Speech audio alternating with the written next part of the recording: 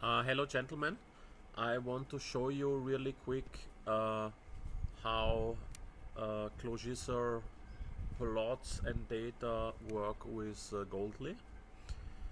Alrighty, so we have here the require for Goldly, which we need to define a Goldly system.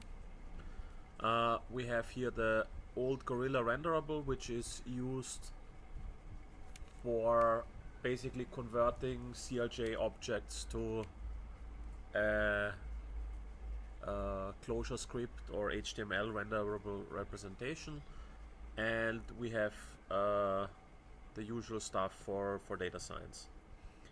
So I did the initialization of clojisr, and then I define a Goldly system. So this is done here, and with a few LEDs. So essentially I have this here, and I'm using the x3 and the difference. These are the two R variables I'm using. The system is called R telephone. I'm not yet there, but anyhow. So it starts with a state that's pretty much empty. I could have not defined x3 and plot 1, also just did this for readability. And the big is a boolean, which I set to false. And then we have an HTML. We have a button. The button is a normal HTML button. This is why on the onClick handler we have this strange wrapping. We are calling the x3 function, which in our case is defined on the server. So the x3 function is defined here, and that is basically, so that is the closure part of it. So everything inside here is purely closure, and the function, when it's called without a parameter, will just render x3, and we see x3 is a clojisr or R array, or how it's called. Alrighty, so then we have a pink Gorilla control called checkbox, and that is displaying from the state that has the key big, so false or true here. And then we have another button. At the onClick, we check the we get the big keyword from the state, and if it's big, we plot it at 450 times 500, and if not, we plot it at 250 times 300. And the plot1 function is defined here.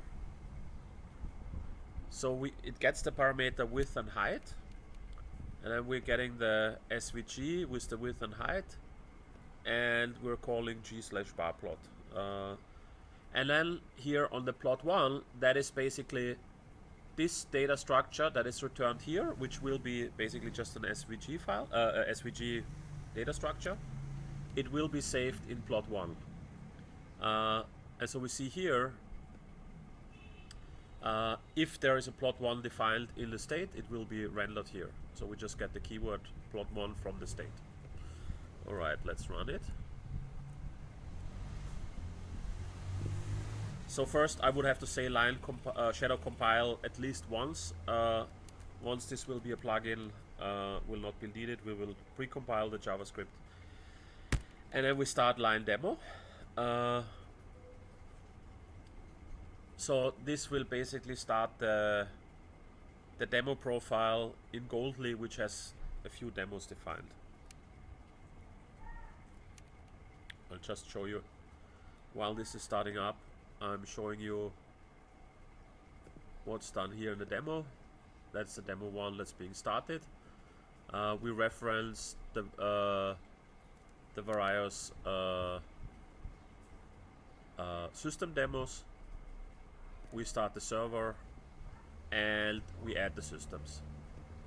And I'm printing which systems are running for debugging purposes.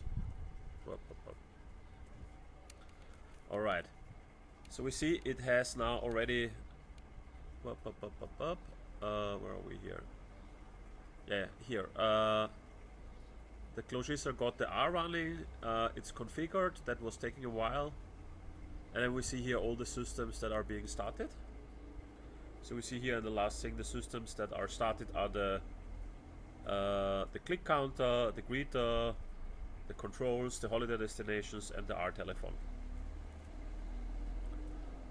Alrighty.